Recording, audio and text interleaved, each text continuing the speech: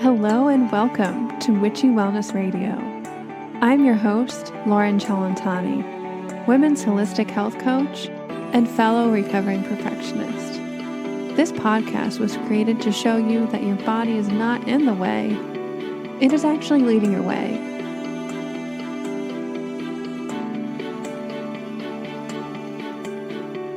Welcome back to Witchy Wellness, everybody. You are listening to episode 126, Archetypal Subconscious Programming with Dr. Frances Yahia. A few words from our sponsors. Living the Good Life Naturally Magnesium is my go-to brand for transdermal application.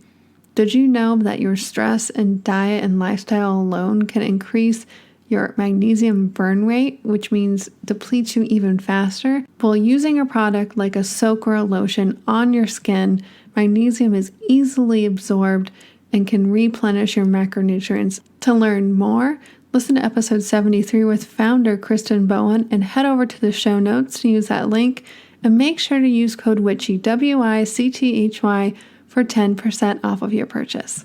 And Institute for Integrative Nutrition is the school I went to nearly 7 years ago. It started me on this health and wellness and eventually spiritual and self-help journey.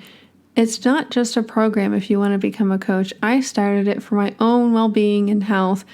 And not only did I learn so much from this experience, but I made so many deep, authentic friendships, but was propelled into this online world. And I love it so much. I'm a part of their referral program. If you guys head over to the show notes or my website, laurenchalantani.com/IIN, you can sign up for a free class to see what they have to offer. And if you're interested, make sure that you mention that Lauren Chalantani referred you, because you guys are able to get the latest and greatest discounts available. And without further ado, please enjoy episode 126, Archetypal Subconscious Programming with Dr. Frances Yahia.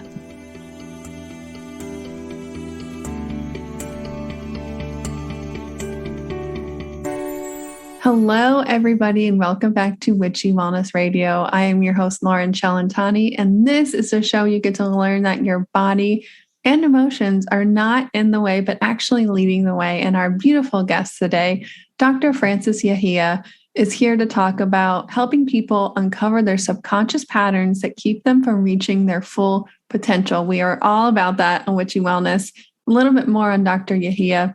She is a mental health counselor, akashic records reader, archetypal astrologer, podcast host, and college professor. She uses universal laws, metaphysics, mythology, and astrology to create theories and therapeutic tools to help her clients heal subconscious wounds and transgenerational trauma.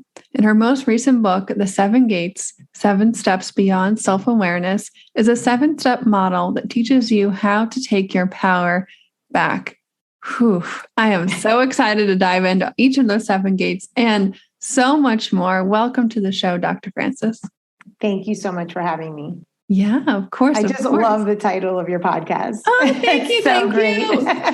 It came to me a few years before I even started the show, and I didn't know what it was for. I thought it was going to be a coaching program was what I thought it was going to be. And then it perfectly aligned to become this show. And almost 4 years later, we're here and have beautiful guests on like you that we can go as woo as we want. We talked off air. It's like, how woo do we want to go? I'm like, all the way beyond. Let's go. I'm a big archetype person, and I call myself an archetypal astrologer.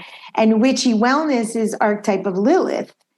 And my podcast is Mistress of the Subconscious, which is also the archetype of Lilith. So this is perfect. And my metaphysical college is Hidden Truths, which is also Lilith. So she is the woo of all woos. She is the witch of all witches. So this is so up my alley. And thank you for having me. Oh, you're so welcome. And I wanted to start the show with, how did you get into the woo? How did you connect to your inner Lilith? Because I know you are conventionally trained as a therapist as well. Was this always a part of you, or what was this transformation that got you to doing the things you do today? Well, I was actually born into a cult. So it wasn't originally a cult, as I would say, in the sense of a cult at the beginning in the early years. it was actually quite a strong spiritual community with really good spiritualist teachings. And I'm all about the origin story and the creation myth. And I think I'm quite lucky because my parents were the material arm of the spiritual center. So I learned at a very young age that spirit and matter are always together. You can't separate them. So I love what you said about the body and emotions not getting in the way. So I teach and write a lot about that concept. Spirit and matter are always together. You cannot do the transcendent out of the form. This is the vehicle, this is the vessel.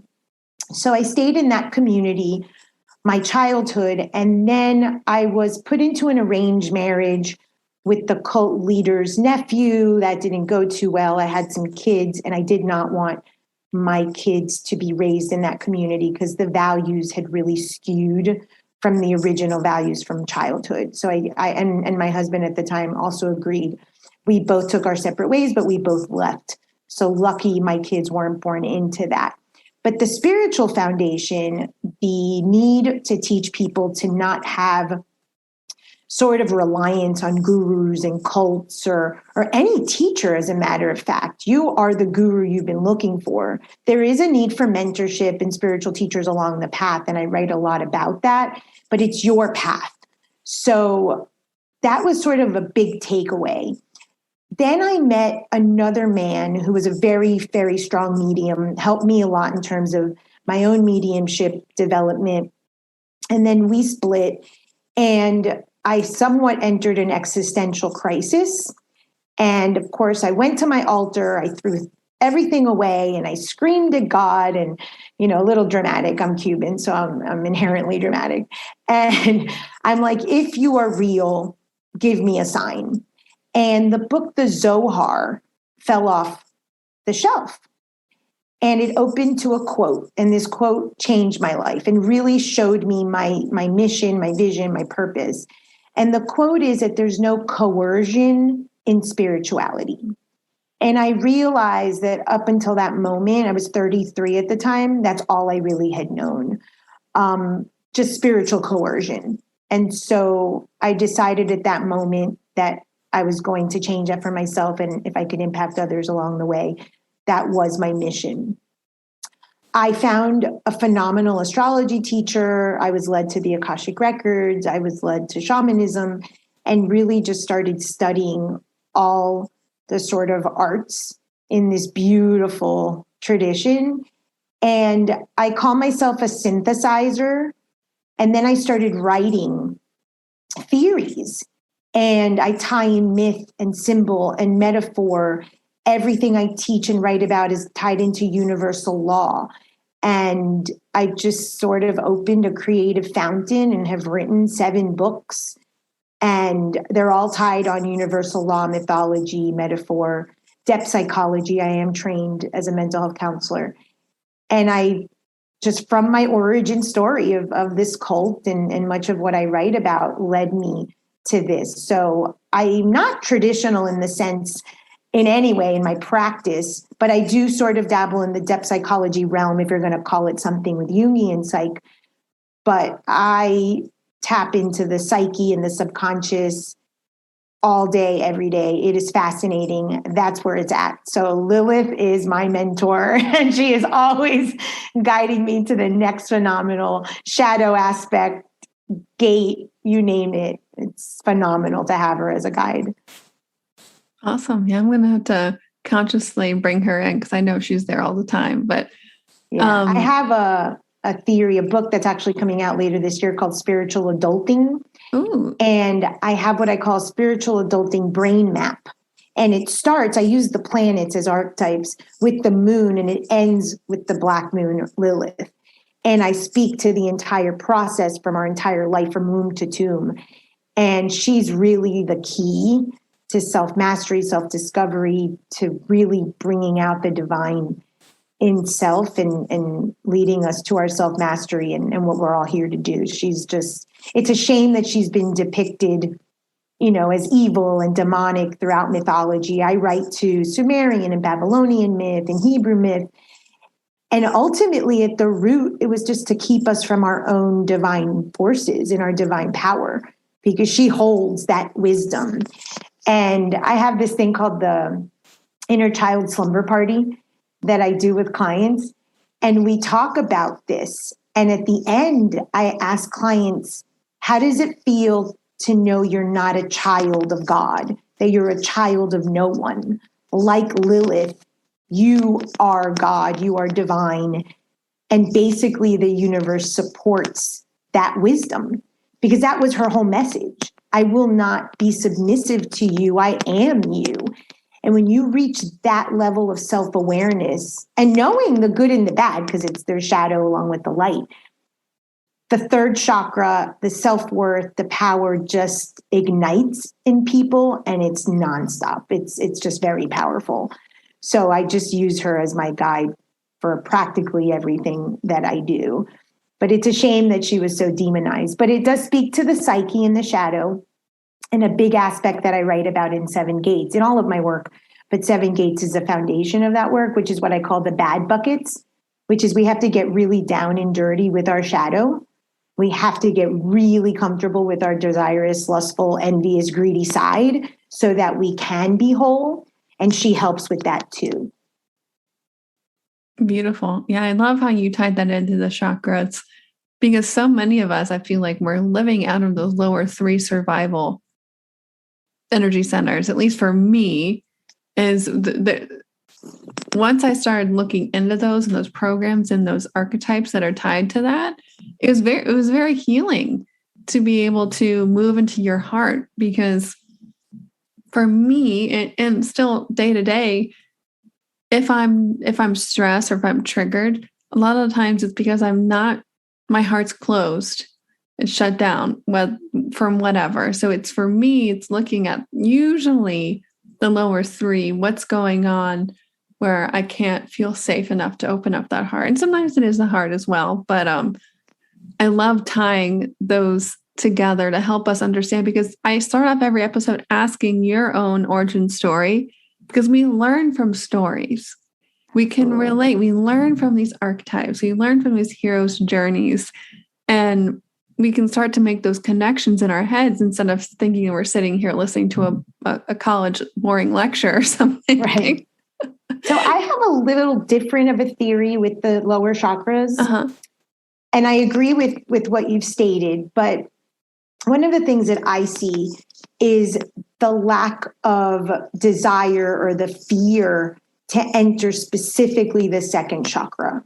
So I write a lot about the origin story or the creation myth of the person. And we all are here living out the story that in my 4 steps of the model of the subconscious development, the first step is the moment of conception. As lovely as the conception story might be, as much love and flowers and romance, there is a desirous thought and lust or greed or envy or wealth, whatever the issues that your parents were going on with in that moment of their life is part of your shadow aspect. And that's housed in the second chakra. And oftentimes we want to remove the impure thought from our story. And it's actually, it's a sentence, in addition to there's no coercion in spirituality, the other quote that saved my life was from the Odyssey. And it's when Odysseus returns home to re-encounter with his wife Penelope, and they're in the bedroom. And there's a statement in that text that says, you can't separate the olive branch from the marital bed. And in that story, the olive branch was actually coming out from the ground and it wrapped around the marital bed. So the marital bed was stuck in the room. And only Penelope and Odysseus knew this. And when I read that, it made a lot of sense. In that marital bed or bar or bathroom or wherever you were conceived, there's an olive branch and it's you. You are the unity between mom and dad. And that's what the Seven Gates is about. The good and the bad qualities of your mother and father are you. And the key to the olive branch, which is self-love, self-forgiveness, the fourth chakra, third chakra first, and then the fourth, is to accept all parts, the ugly, the beautiful. So I find a lot of resistance with clients entering that second chakra. And our origin story is woven into every story we tell. So I can listen to any story at any age, and I can tell you your conception and what you were birthed on or conceived on. And it's great when clients have access to their parents to actually get the story, but conception isn't one of those that most of us know about. So that's sort of one of the gifts that I have. And then I tie it into the pregnancy, the birth, and then the 0 to 7 story, which just elaborates what's from the conception. The subconscious is developed at conception. The mind that your parents had at that moment, dad closed the deal and he felt great. Mom was tired and wants to make dinner. All of those thoughts. And we see that in the astrology chart. It's literally the map of the psyche is woven into every conflict that we have with ourselves that then we live out as conflict with others. So those critical voices or what I call competitive voices. So the second chakra and getting very, very comfortable with desire is something that clients struggle with. Then once you saturate, and I have something called a spiritual TED Talk that I go with clients through and I teach them, once you saturate and you realize what those, sort of desirous thoughts are that you've been judging that lead to self-betrayal and self-hatred, then you can go to the third chakra. The third chakra is the fire chakra, the Manipura, the crown of jewels, the self-worth. It's in the lower nature for a reason, because we can only have our transcendent function in the body. So the archetype of Chiron, the wounded healer or the centaur, is intentional that his lower nature and his higher nature smack at the third chakra is where the animal and the divine, or the human and the animal, meet. And the same is for us. So I have a theory I call man your fires. And it comes from a myth from Hestia in Greek mythology. She was the virgin goddess responsible for manning the fires in the agora. She couldn't participate in any other cult worship. She had to stay the center manning those fires. And if we learn that, and I have a book called Dethroning Olympus where I teach this, if we learn to man our own fires, what I call the 48 to 52, stay on our throne, then we don't take from another and another doesn't take from us. Then we can go to the fourth chakra, what's called Aphrodite Urania or agape love. And then we can show up for another. But we can't do it the other way around, and we can't skip the step of the second chakra. We can't skip the third chakra step and just jump to the fourth chakra. Like, it's in order for a reason. So oftentimes that heart chakra is closed, and you're right. And I need my fourth chakra for my akashic records reading and anything that I do in terms of divination or mediumship. But when something comes up, it's second chakra to then go up sort of the ladder of the chakras. And a lot of people get burnout because they try to live in the higher chakras without anchoring themselves into the truth and reality of the shadow in the lower chakras. That's so beautifully said. We said it in the intro, your transgenerational trauma and how you can use the power of your subconscious to heal that now. How do you, I mean, you have theories for everything, but how do you help people work through this? Because I don't think people, they might realize, yes, like mom and dad, I have those, especially what you just described, but I'm talking generational. Even science today, epigenetics, has proven they can actually show us that an emotional event, they can see it in our genetics up to 7 generations later. Absolutely. They're doing a lot of research on Hiroshima and generations after. I work with a gentleman from Peru, and he's a scientist, and he says that you can even see it in the rats, the generational trauma from the rat, and how it's the divine feminine or the feminine that can heal it. And again, the feminine is not reserved to the female. It's just an energy that we all possess. But so let me tell you the 4 steps of the subconscious, and then I'll address the transgenerational trauma. So at the moment of conception, all you're doing is identifying a vibration, so law of vibration, with your parents at that moment.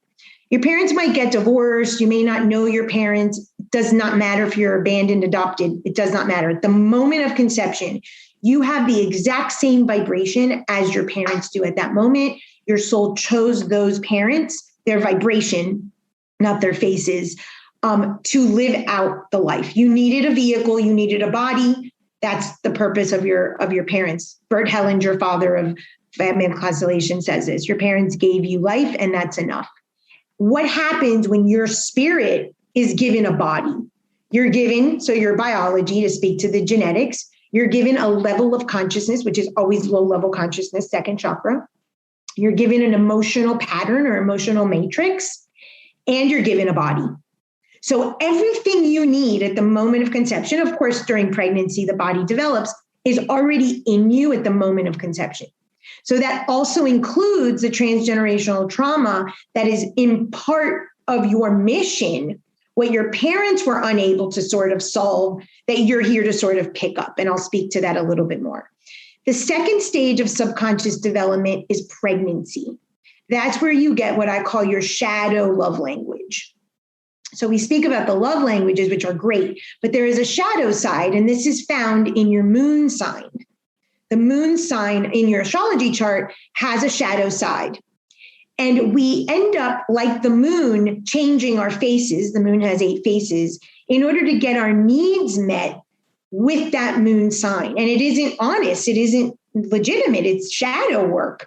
And we have to sort of start removing those masks. That's what you get during pregnancy. It's almost like a secret language between you and mom that says, this is how you get your needs met. Because 2 lies we've been told. Your needs have never been met as a child, and there's 4 unmet needs we all have. And your parents did not love you unconditionally. So that's our job in this lifetime, is to meet our own needs and to love ourselves unconditionally. I spell all of this out in my books. The third stage of the subconscious is the birth. The birth story links to every single transition you will have in life, namely your first sexual transition and your death. The point of dying small deaths throughout life, and there is a belief, and I'm a believer of that the purpose of life is to learn how to die. I call them skinny cows linked to our Saturn cycles in astrology. Those small deaths teach us how to rewrite our birth story, our transition story, so that we can transition out of life, out of the form in the final transition differently. And then our 0 to 7 story, where we are there present. And now this is the story we share, on your podcast, which is what I call our snow globe shattering. Your childhood, no matter how great or horrible, is a snow globe in your psyche. And there's a moment in your psyche where your inner child is sort of branched off and said, I'm not wanted, loved, or worthy as I am. That creates our shadow, our second chakra. Again, this all started at the moment of conception, but now we're present with the story, with the characters and the costumes and the locations. So all of this happens before 7. That's it. We've got it all. So I write all of this out in my theories. I've got a ton of videos and workbooks and everything for free on my site. So there's no, necessity to buy anything. I present this to people because I was grown up in a cult and no one explained any of this. And I had to rely on teachers, and I don't want that for anyone.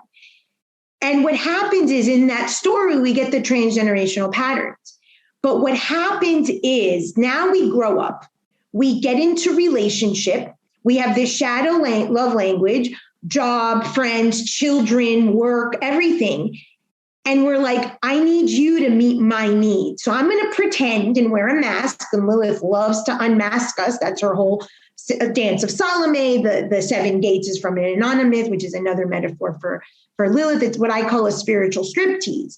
So our point is to remove these masks so that we are Nuda Veritas, the goddess of truth, naked truth. So that's why she's depicted as the prostitute or veils or demons. It's to keep us from the truth, which is ourself. And that's the only key to self-mastery, is to getting really down and dirty with our second chakra, our lower nature. So we get into relationships and friendships with a secret language taught at conception and through pregnancy, put on this mask, the moon sign, so that you can get your needs met through pretending that you're meeting the other person's needs. It's all about you. So when you are third chakra manning your fires, you stop that nonsense. You learn to be clear. You ask for what you need. The other person has a right to say no. You show up as what I call a spiritual adult. And now your needs are met, their needs are met, and now we're in clarity. Now we can do deeper work. Only there can we begin, and I say begin, to start healing transgenerational trauma. Why? We have a vicious cycle in our psyche. I call it sacrifices and offerings. And this is written throughout mythology. I just use those specific words. In the Cain and Abel story, where the offering to God wasn't accepted. Like we have seen this throughout with Abraham, offer Isaac. Oh, now you owe me the covenant to God. We have that same thing in our psyche with our parents. So if now I'm deciding to man my fires, take off my mask and love myself, oh my God, I just told my parents basically screw off. So now what do? We engage in sacrifices and or offerings. Offerings are necessary. In Greek mythology, when we would cross the river Styx, we'd give an obol that was like a coin to Charon, the ferryman. So if we're going to have a transition, a small death, a dark night of the soul, some skinny cow, anything that's for growth, we have to pay something. But it is shown in mythology that it's a coin, a piece of cake, something small. Oh no, we don't do that. We blow up our life. We destroy our relationships. We get fired. Like we create COVID. I mean, big time sacrifices that we do as humans in order to show we're worthy and we're allowed not to lose the love from mom and dad and to gain permission to move up and change the story. So it's a very heavy price. At that point, if you keep giving sacrifices, you lose children. You might go bankrupt, whatever your story is from the origin. To honor mom and dad, then we don't heal the trauma. It's only by being in that third chakra, manning our fires, giving small offerings as we do, and what I call transmutation, not transformation. Transformation is behavior change. It does not lead to any raising of consciousness. Transmutation is belief change. When we start changing our beliefs that we deserve to have unconditional love of self, meet our own needs, ask for what we need, man our fires, then we can start healing the trauma. But there's a law called the law of the pendulum, a law of polarity, where I call the 0 to 100. We have these swings, 0 to 100, 0 to 100. We do the exact same as our parents or the exact opposite. It's the same coin, different side. It's what I call the 48 to 52, the neutralizer of those swings. And there are marked years that we have neutralizers enter our life to help us stop those swings. When we start living in that 48 to 52, that midpoint, that Tao, that self-mastery, then we can start transmutation, change our beliefs. Then we can start changing the transgenerational trauma. It's not easy. It's the work of a lifetime, but it's worth it. Oh, yeah. I know a lot of people, I guess you're referring to like Saturn Returns, right? For some of those. Not only Saturn Returns, we have every 7 years, we have a Saturn cycle. I call those the skinny cows. Yep. It's from the story of Joseph in the Bible. And that's what it's referred to. And the fat cows are the Jupiter. And we actually have a dance. Saturn, Jupiter, Saturn, Jupiter. Saturn is 7 years, Jupiter's 12 years. Well, there's a 5-year gap. 5 is the number of man, of individuation, of spiritual growth. So the Fibonacci spiral actually starts the curvature at 5, at a 5-year in numerology, for instance, which is like fun and growth. So it's a dance of these fat cows and skinny cows. The more work we do in our skinny cow, the more we detach, the more we learn, the bigger and fatter our spiritual growth is with Jupiter 5 years later. And so that's what that story in the Bible refers to when Pharaoh had that dream. So those are important. The 28 to 30 Saturn return cycles, yes, are very marked. I teach a lot about in spiritual adulting, and I have a bunch of videos on my YouTube about this, where our first Saturn opposition happens between 14 and 16. That is the beginning of our entire spiritual infrastructure. That is when we try to pull away from our parents' value systems. Of course, they shut that down And at 28, in the myth, Saturn was castrated. We castrate ourselves. At 14, our parents castrate us. Oh, no, don't do that. At 28, we castrate ourselves. At 42, which is the Uranus opposition, that's when we blow up our life or create some sort of chaos to start our real spiritual infrastructure based on our values. And usually there's like a Pluto around there somewhere lingering. And this is all Lilith waiting for her to get her turn to get you to the spiritual striptease, which is for you to see what I call the 7 gates, all of the masks that you wear. And I have a real step-by-step process, 7 steps in that book. And I've written extensively about what I call the spiritual TED Talk, the spiritual STD that leads you to the spiritual striptease, which is then you having the ruby red slippers to take yourself home. But you can't skip the darkness, the shadow, the striptease if you want to heal transgenerational trauma or any trauma. It's impossible. Yeah. And I like to remind people that, your soul signed up for this. It's nothing that you can't handle. And I love what you say, that the dark is just as important as the light, and we have to move through that and transmute it. And transmutation, transmute, that word for me, if I, it's turning something into like a silver, alchemy is what I think of, right, into gold. And absolutely. For me, I always think of the quote, life is not happening to me, it's happening for me. And that's the basis of the show, is looking at yourself, your body, your emotions, life. It's not in your way. You're not a victim to it. It's leading your way. It's showing you where that growth and that potential is. But you have to transmute it. And I have a theory called therapeutic bypassing. And the concept is actually from hemophilia. It's a client is so attached to their story that they will bleed out and stay a victim rather than coagulating the aspects of their psyche. And we have to. And part of that coagulation is that second chakra work, that low-level consciousness that we inherit, that we chose at the moment of conception, because I spoke to that before. We chose our parents on vibration, the low-level consciousness. That's why Jesus was born in a manger, the animal low-level consciousness that we come to transmute. In my shamanic training, I speak to this little Cherokee story where the grandfather says to the grandson, there are 2 wolves living inside of everybody, a dark wolf and a light wolf. And the little boy is like, who wins? And the grandfather says, depends which one you feed. And it's actually not. It's actually feeding both and raising them up together, both your light and your dark. Then you can transmute. That's the idea of the 2 serpents, the Ida and the Pingala, up the chakra system to the 3rd eye. It's when you balance masculine, feminine, spirit and matter, light and dark, that then you can reach Uranus, which is the unity and the wholeness. And that, of course, opens up your intuitive gifts and so much more. But you have to buy in. Well, you don't have to, but in my work, if you don't buy in, then you're just victim, is you buy into that you created all of it because it serves you. And when you have that agency that you created everything, it's really powerful. As a shaman is simply someone that walks the worlds, between the worlds, both spirit and matter. But we have a saying in my shaman class that shamans do not manage symptoms. So even though I'm classically trained as a therapist, I don't manage symptoms.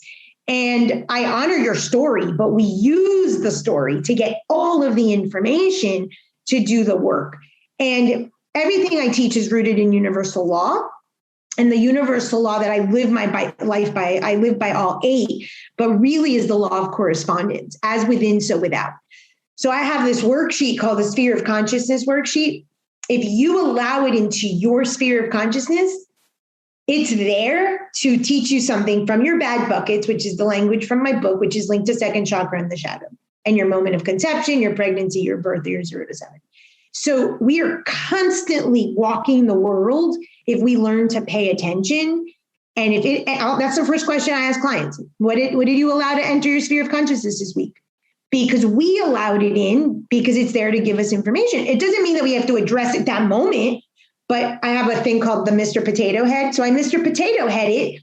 And after a few weeks or months, if I start seeing a recurring theme, well, then it's time to look at it because I've allowed it to enter enough that it has to be addressed and defined and put through the process. So that's the advantage of owning that you've created and that life is happening for you, is that you really maximize what you allow to enter and the story rather than being a victim. And it doesn't mean that I'm minimizing my own pain or my client's pain. No, what happened sucked. In the earthly realm, it sucked. But let's not stay in that consciousness. Let's go to the spiritual consciousness so that we can transmute it and just keep getting information from the story. I love that. I want to transition because we haven't even talked about those 7 gates yet. And if you can, could you do a brief, I guess, intro about those 7 gates in that process? Yes. So that is actually, it's a myth of Lilith, but it's Inanna, a Sumerian myth, where Inanna is the sister of Ereshkigal, who is the queen of the underworld, and Inanna is the queen of the upper world. And she gets a phone call, so to speak, that Ereshkigal's husband had died. And Inanna has to go visit her sister. And she has to enter 7 gates. And you're going to see 7 repeated in spirituality, 7 planes, 7 original planets, 7 chakras. These are, and I don't like the Christian verbiage, but the 7 deadly sins or the Shadripus in Hinduism or the vices in Nicomean ethics. So we see this repeated. And so these 7 gates that Inanna has to go through, with each one, some article of clothing is taken from her. When she gets to Ereshkigal's door at the funeral, she's naked. And Ereshkigal's like, you've humiliated me, you've embarrassed me, I'm going to kill you. And she hangs her on a butcher's hook. And from that death, there's a rebirth. It's the original Jesus story. And we see this motif, obviously, throughout spirituality. Inanna was pregnant. So from the death, obviously, birth, rebirth cycle, a newborn. After you have gone through the spiritual striptease, you've gotten really naked and truthful with self, and you've sort of gone through these gates. I also speak that every gate has 7 more gates, like sub-gates. And you see this in the St. Teresa of Avila. Carolyn May speaks about this in Entering the Castle, the interior castle. Like this motif has been repeated. So when I take clients through the 7 gates and that spiritual striptease, now they have the rule book or the philosophy of life. I'll speak to that. Those are steps 6 and 7. And once you have that sort of, rule book, now you have all the tools. You don't need me. Teachers are meant to be momentary. And of course, you can always come back and visit, right? Your 3rd grade teacher, but it's now you're outfitted with all the tools to now every time in a skinny cow, because it's going to come every 7 years, another 7 gates, another 7 gates. And now you've got the spiritual setup with the tools for you to navigate when those skinny cows show up. So it starts with the moment of conception. So the first step of the model, and the first 3 are what I call the spiritual TED Talk. This is the secret sauce. Those first 3 steps are gold. In about 2 seconds, you can diffuse anything, create the space to show up and be mindful. Like this is just an ongoing process forever. But the first question is the person, place, thing, or situation mother or father? Every single thing is mother or father. Doesn't matter if you knew your father, your mother, you were abandoned, adopted, they died. It does not matter. They're in your psyche. They are you, you are them. You're the olive branch to join these 2 aspects. So the moment something shows up on a scale of 1 to 10, the inner child does not care. The shadow does not care if it is a huge flood in your house or the fork fell at the restaurant. It does not care. So if it causes any sort of strife, frustration, negative thought, you immediately have the TED Talk. First question, is this mother or father? If you've done the psychological x-ray, which is what I call the child script, the bad buckets and the good buckets, you have the framework of it. And that's usually where I start with clients, but all of this is in the book and free on my website. So that psychological x-ray gives you your whole psyche. You can identify this behavior. Oh, I'm angry and my mom was angry, bad bucket item, it's mom. Why that question? Once you identify it's mother or father, you're already in child. Child is 2 things. I need my needs met. I need love. It's going to be conditional love, and it's not going to be a healthy way to get your needs met. It's the moon. So that's the first question, is to set you up as, oh, I'm in child. Right there, you can change your whole life. Second step is, what don't I like about it? The moment you don't like something, I have a saying says, judgments are confessions, and they're great. People are like, oh, stop judgment. Oh, no. Judgments are phenomenal. Why? They tell you about yourself, what you really think about yourself, and why your inner child is acting up, why your shadow isn't integrated, why you're not coagulated. And it tells you what you value. They're bad bucket values. You have to accept that you're lustful, desirous, and you've got some greed, and you've got some envy, and you've got some hubris. Oh, well, we all do. Then you can look to your good values. But first you have to identify that you have what are bad bucket value systems. Oh, well, that exists in the moment of conception. The moment you can identify what you're judging, you can link it back to yourself. You either are currently doing that same behavior, have done it in the past, or are capable of doing it in the future. It's all about you. When you can say, oh, I don't like this person because they look overweight, you're judging. Vanity is your value system. You have an issue with image. And I'm sure there's a story in 0 to 7 about your mom wanting you to be pretty, whatever. That diffuses 90% of things because it brings right back to you. And the third question is, what need does it fulfill to judge your vanity, let's say, to prove you're unlovable, unworthy, not capable, abandoned, whatever that is. The other way to say it is, what does it prove about you? It proves that you're ugly. It proves that you're not worthy if you don't look a certain way, whatever that is. No answer is wrong. Those are the child steps and the spiritual TED Talk. If you do that with every negative thought that shows up, you are 90% of the way there. That is the hardest part. And the resistance I get from clients, it's like, really? You didn't do the TED Talk? It's so easy. So you have to get into the habit, but you have to buy into that you created it, that everything's about you. It's hard. It's a process. Then you move to the spiritual striptease. That's when you say, think, and do. This is a transition, what I call teenager and then adult. And then I've written a book called Spiritual Adult, which is sort of the whole transmutation process. So step 4 is crucial. This is the hardest thing for people to do, is define the need from step 3. If it's that you're not enough, if you're abandoned, if you're unworthy, if you're ugly, if you're not, whatever. But this is the key. It has to be defined in a measurable, observable terms. So if you say, I want love, he didn't love me, it shows I'm not lovable. Define unlovable or lovable, but it has to be in measurable, observable terms. I always tell clients minimum of 3 criteria. Are you lovable when you wear an orange hat, yellow socks? I have to know, me as an outsider, see it. That's the adult steps. We don't hold ourselves accountable. We enjoy being less than because we want to sacrifice and prove our parents right over and over and over. And if we actually do that step and do it correctly, and now we can hold ourselves accountable, we've just moved from sacrifice to offering. I am not going to let my parents dictate any longer. I'm coagulating those aspects of my psyche. I'm growing up my inner child. I'm allowing myself to man my fires. Now what? Then what do I have to complain about? So that step is extremely important. It's a step to the adults. Then you have to write how you're going to meet the need for yourself. Then you write a rule book, AKA a philosophy. I could tell you that most people, I'll ask a question. What are your top 2 values in life? It can't be family. And people look at me like if I have 3 heads. They have no clue. That's the most common response. The second is, hold on, let me Google values. And the third is integrity, honesty, authenticity, and they can't define it. So if you cannot define your values, they're not your values. You're probably trying to cover up a second chakra bad bucket value system that you don't want to own. I work so hard, AKA sloth, is a value that you have from the bad buckets. So I spell all this out in the work.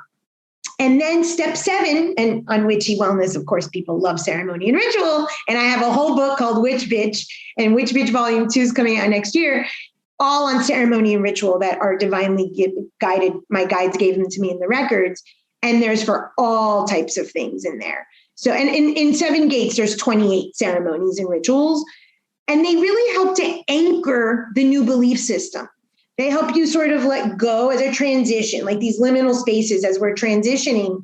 They let us let go of the old and transition into the new. That's why I have it as step 7. It's optional, but I engage in ceremony and ritual a lot, and I find it very useful to sort of bring that transcendent into the earthly realm. So us witches love that stuff. So those are like the 7 steps. I'm telling you, the spiritual the spiritual STD TED Talk is phenomenal. And then it gets you out of the child script. It gets you out of that sort of fight or flight, the emotions. And I have a whole section in the book about how the body is a loyal servant to the psyche. And I have an emotions wheel, and I speak about listening to the emotions, and I have activities about where to feel, where you hold emotions. And I have a whole theory on emotion to feeling. Emotion is not processed, it's stuck. We need to feel it through. And I had cancer for 5 years. Trust me, I felt a lot of things that I had kept pent up. I don't want people to get cancer. It's much better after a session, I'll get a call. I had a migraine for 12 hours, or I was grieving for 12 hours. I'm like, great, you just saved yourself cancer. When we go through the process of seeing these dark aspects, of course it's a jolt. We've been told, be a good person, help the neighbor. And you start realizing the darkness of your shadow, of your thoughts. It will sometimes give you a migraine or, some sort of bellyache or something. But it's better to have that, which is emotion to feeling, than have a pent up emotional energy. That's energy. Energy is materialized in the body as illness. So it goes somewhere. If you have an unprocessed thought, it's going to go 2 places, either in your body as illness, or in your world as something disrupted that you don't like to see, either in news or in your family. So process the heck out of your thoughts. That's what step 2 is. That is going to save a lot of heartache. 1,000%. I agree. Our teachers can manifest as illness or as somebody coming into your life that isn't the best for you, but is a really good teacher. I've definitely learned through both. I call those the Nemesis, the N years. So we've got swings of that pendulum that I mentioned. And in astrology, they are Saturn cycles, but we've got what I call Nemesis years or Valor years, N years or V years. The N years are like the 7, 21, and so forth. Those stop the swings. And they oftentimes show up as a nemesis. Took your boyfriend, fired you. The Valor years are linked to 14, 28, where you really have to get clear on your value system and not just live out your parents' life. Ooh, I like that. Oh my goodness. We could just talk for hours. Hours. I'm like, crap, I need to start to close this down. No. Thank you so much, Frances, for coming on the show today. Great. It was awesome diving into the subconscious world with you. And we close every single show by thanking you for showing up for us today, but for yourself, for all your clients and your 7, and it sounds like you mentioned like 8 and 9 books that you're in the process of getting out the next year too. You're on a roll. Yeah. After this creative sort of portal opened, and it's been pouring out of me. Oh. And I just want to say all the things I write about are on my YouTube channel for free. I run a metaphysical college. The lectures are on there. The workbooks are for free on my website. I sell my books and people like to have the books, but everything is available for everyone to do this work with or without a teacher. That really is at the core of my mission. Oh, well, thank you for that. Thank you so much. And how may we, the listeners, as an act of gratitude, be of service for you in return today? Look at your shadow. Ask that question. What don't I like about it? Find it in yourself. I'm not a believer that I heal anybody. I always say I do my work at my kitchen table. And if I do my work, that's how I change the world. And just do your work, look at your shadow, own it, join the club. And that's how you change the world. That's the act of service towards me. Yeah, I think of the quote, if you want to change the world, change yourself first. That's very true. It happens at your kitchen table. It really is such an internal process. And there's a Zen koan that says, chop wood, get enlightened, chop wood. I look no different than I did 5 years ago before cancer. And I've lost my hair and a lot happened during those 5 years, but everything changed internally. So the transmutation happens on the inside and therefore the external matches it. So this really is work you do in private at your kitchen table. So yes, I invite everybody to look at the shadow. Can I say one last thing? I have this theory that the universe is a metaphor for the universal cookie dough, like a Toll House cookie sort of. And I'll just show you. I know that your listeners can't see it, but I have this little cookie dough. It's to remind me that I'm just like one little piece of it. And I call this my narcissistic cookie dough. And we're all narcissist and prideful and envious and gluttons. I mean, we're just these things. We're human.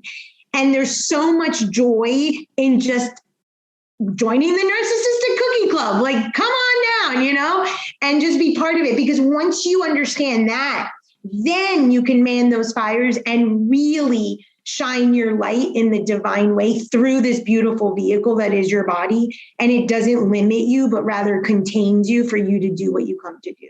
So that's why I stress so much.